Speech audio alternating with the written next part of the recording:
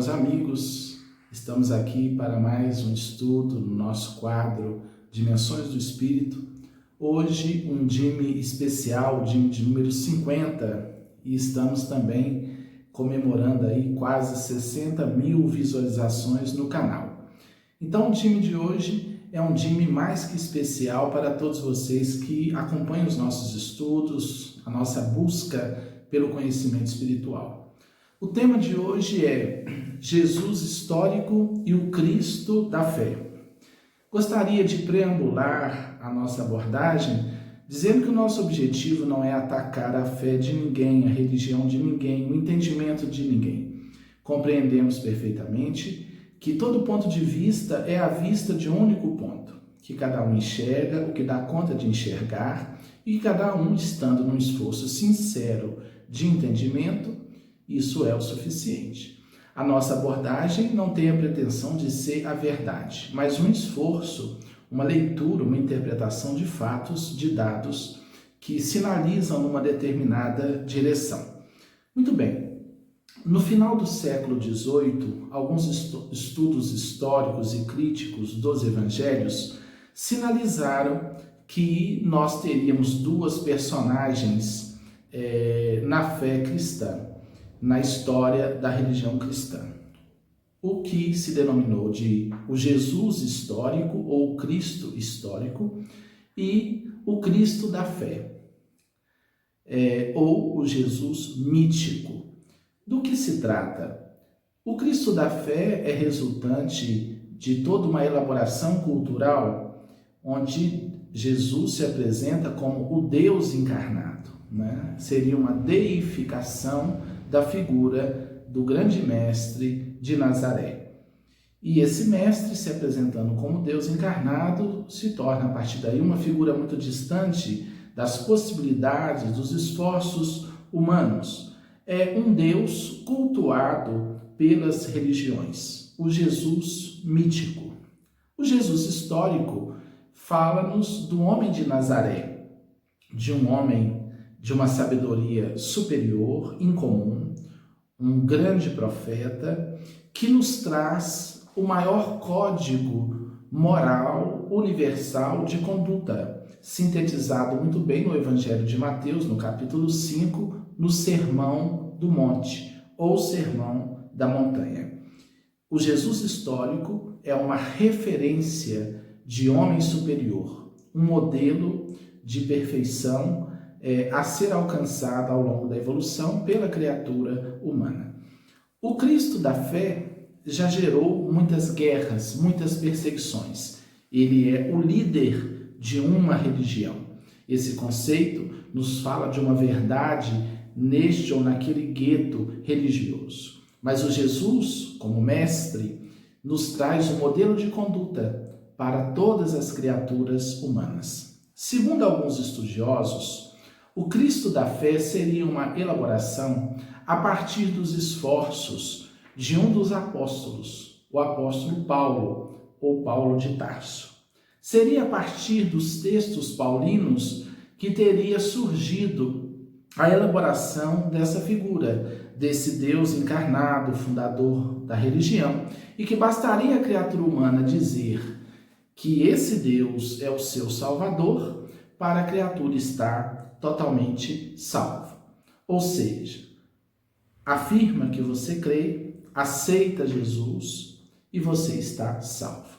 Bem, quando particularmente comecei a estudar a Bíblia ainda muito jovem, eu li os evangelhos e quando eu ia para as cartas, muito especialmente de Paulo, a maioria das cartas são do apóstolo Paulo, eu percebi uma diferença muito grande entre os ensinos de Jesus e todas aquelas elaborações de Paulo. E achava muito curioso aquilo.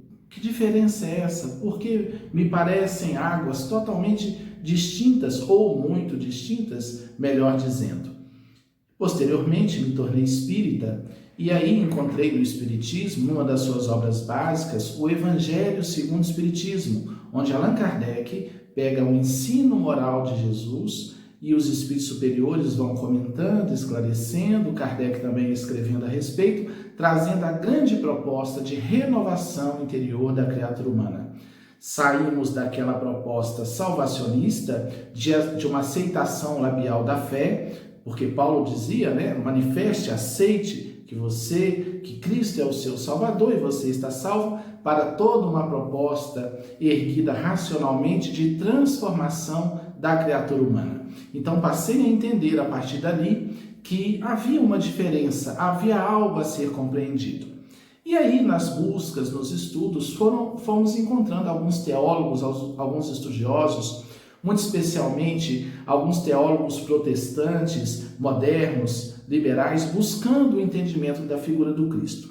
E encontramos passagens em alguns livros sinalizando nessa direção. Vamos comentar algumas dessas passagens. A primeira delas, do professor de História das Religiões, Ambrogio Donini, ele escreve: a fé no Deus Redentor das religiões de mistério, religiões de salvação do passado, é absorvida no cristianismo por Paulo de Tarso, ao qual se deve notadamente a representação de Jesus como Salvador. Então, esse estudioso dizendo que Paulo teria trazido de outras culturas antigas a ideia do Deus Redentor e feito essa conexão com a figura do homem de Nazaré, surgindo aí o Cristo da fé. Um outro estudioso, escritor cristão, James Tabor, ele escreve: há dois cristianismos inteiramente separados e distintos, enraizados no Novo Testamento. Um deles é bem familiar e se tornou a versão da fé cristã conhecida por bilhões de pessoas ao longo dos 2 últimos milênios. Seu principal proponente foi o apóstolo Paulo. Então o autor está dizendo que a partir do Novo Testamento surgem 2 cristianismos. E o primeiro, o que ganhou força, o cristianismo apresentado por Paulo, que os autores dizem se tratar de uma história sobre Jesus e não a mensagem de Jesus. E esse cristianismo recebe um nome pelos estudiosos de paulinismo, por estar fundamentado nas palavras de Paulo. Outro foi amplamente esquecido e por volta da virada do 1º século depois de Cristo, tinha sido efetivamente marginalizado e eliminado pelo outro. Paulo ensinou que Jesus era um ser celestial divino, pré-existente, criado como primogênito de toda a criação de Deus. Existia sob a forma de Deus e era igual a Deus, em Filipenses capítulo 2, versículo 6. A história cristã, prossegue o autor, dominante, acabou, na verdade, baseando-se muito mais nas revelações de Paulo do que nos ensinamentos de Jesus. Porque Paulo tem o seu contato com Cristo, o contato espiritual, ele não conviveu com Jesus pessoalmente, como os outros apóstolos, e a partir da sua experiência forte, profunda, ele ergue toda a divulgação, ele se converte, deixa de ser Saulo de Tarso, perseguidor dos cristãos, e passa a ser o apóstolo Paulo, divulgador da mensagem do Cristo para os outros povos, os gentios. A mensagem que Paulo começou a pregar nos anos 40 e 50 depois de Cristo, como ele mesmo reiterou de maneira inflexível, não dependia de maneira alguma, nem era derivada do grupo original dos apóstolos de Jesus, dirigido por Tiago em Jerusalém. Baseava-se antes em sua própria experiência visionária de um Cristo celestial. Então, a partir de sua própria experiência espiritual, Paulo vai difundir a mensagem, entendemos nós, através de sua interpretação pessoal. Um outro estudioso, o teólogo alemão Roger Kersten, ele escreve: o que conhecemos hoje como cristianismo não passa de uma vasta e artificial doutrina de regras e preceitos criados por Paulo e que pode ser melhor designado pelo nome de paulinismo. O historiador eclesiástico William Nestle, comentando a questão, diz que o cristianismo, nesse sentido, significa desvirtuamento e mesmo falsificação dos verdadeiros ensinamentos de Jesus por Paulo, que substituiu o evangelho de Cristo por um evangelho sobre Cristo. Paulinismo, nesse sentido, significa desvirtuamento e mesmo falsificação dos verdadeiros ensinamentos de Jesus por Paulo. Já no século XVIII, o filósofo inglês Lord Bolingbroke reconhecia no Novo Testamento duas religiões completamente diferentes, a de Cristo e a de Paulo.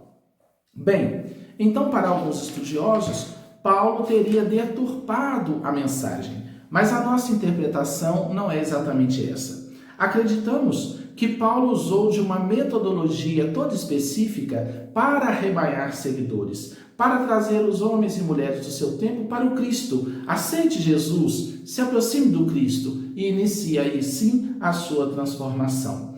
Mas vemos que Allan Kardec, quando organiza o Evangelho segundo o Espiritismo, ele faz justamente retirando esses excessos, essas alegorias míticas, ele traz a mensagem, o ensino moral de Jesus. E é curioso que a legenda principal do Espiritismo é: fora da caridade não há salvação, que é o ensino de Paulo, espírito desencarnado, numa das suas comunicações que Allan Kardec adota no Evangelho segundo o Espiritismo.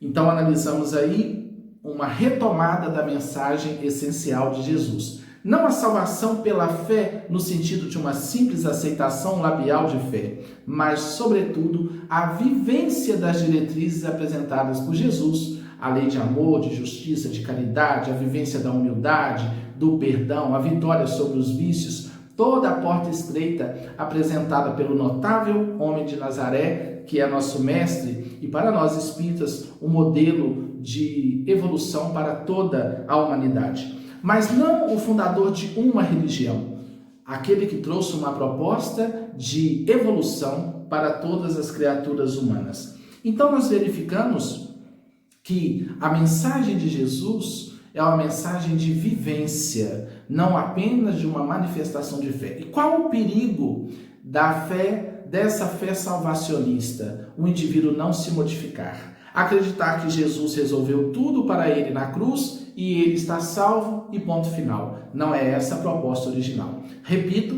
acreditamos que Paulo fez o seu papel, o que dava para fazer. Os espíritos falam, muitos espíritos falam de Paulo, tem aí o romance Paulo e Estevão, psicografado por Chico Xavier, trazendo toda uma história muito linda de Paulo. Mas vemos que na sua essência, nas cartas paulinas, há uma diferença sim essencial, e que nós devemos focar na mensagem do Cristo, que é sobretudo uma mensagem de renovação. Então, meus queridos, fica aqui a nossa reflexão. Nós seguimos o Evangelho do Cristo, a mensagem essencial, ou nós estamos apoiados em diretrizes ou teologias ou dogmas apresentados pelos apóstolos, por seguidores do Cristo, e talvez não tão ajustados realmente à mensagem essencial de Jesus? Meditemos sobre isso e sigamos aí. Ajuda a compartilhar o nosso vídeo, deixa aí o seu comentário, o seu like, estudemos juntos com respeito, como dizia Santo Agostinho, que na diferença haja diversidade, que na semelhança unidade e que em tudo caridade, que é a vivência do Evangelho de Jesus. Porque Jesus falou, respondendo ao doutor da lei, que se amássemos a Deus sobre todas as coisas e ao próximo como a nós mesmos, entraríamos no reino dos céus. Não, ele nunca disse: me aceite como seu Salvador, que você será salvo. Em momento algum, Jesus asseverou isso. Meditemos e vamos juntos estudando aí. Um abraço.